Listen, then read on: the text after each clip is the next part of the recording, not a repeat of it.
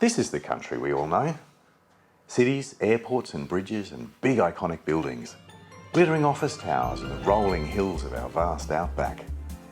It all looks so done and dusted, like it's always been this way. We take for granted the ease that we can drive near or far, fly off for a vacation or have a ready supply of water in our taps.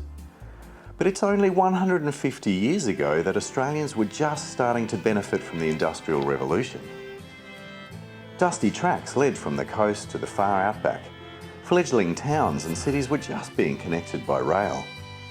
And the dependence on beasts of burden to do most of our work was still the norm. That was all about to change. Building Modern Australia answers the question, how did we get here? Financed by the wealth of gold, copper, coal mining and agriculture, we transformed this continent into one of the richest nations on earth. And we did it with vision, determination, true Aussie grit and some big machines. This is the story of how powerful new machinery allowed us to leapfrog ahead from horse and wagon, bullock teams and camels to self-propelled vehicles. In little over a century, they let us truly open up this country to bridge rivers and harbours, create massive dams and hydroelectric power.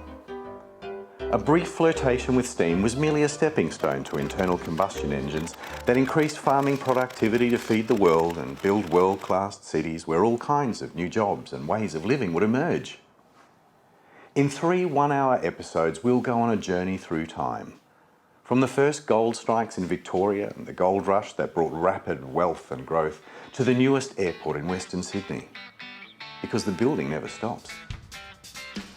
Building Modern Australia tells our national story around critical discoveries, such as the gold mines of Ballarat and Kalgoorlie, and the iron ore of the Pilbara and the coal of the Hunter, and visionary developments such as the dams of Wivenhoe and Warragamba, the Sydney Harbour Bridge, Essendon and Tullamarine airports, the Snowy Hydro scheme, the new capital of Canberra, and the Hume Freeway.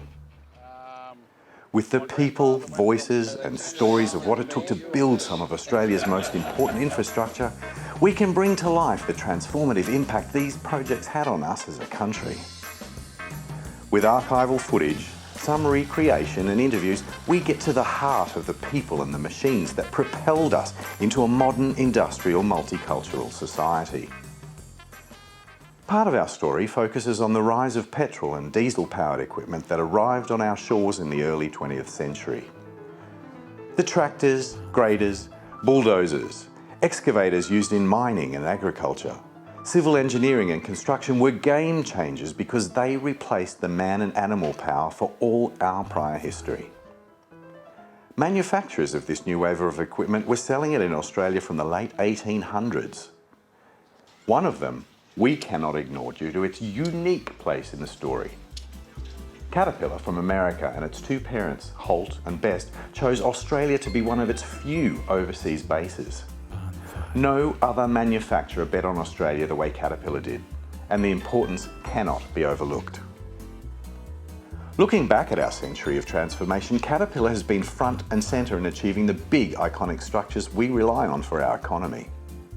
Having a manufacturing plant created a training ground for Australian engineers, designers and highly skilled machinists with direct support for their customer and dealer network. This is the reason the company has such an impressive reputation and why civil engineering companies, councils and construction firms remain so loyal to the brand. It's these machines that captivate the imagination of dreamers and doers, politicians and developers who see opportunity or necessity and how they provide the capability to make it happen. Because we would not be here without them. As ever bigger dreams and challenges arise, bigger and more powerful machines are created. And with the arrival of renewable energy vehicles, how will they build the Australia of tomorrow?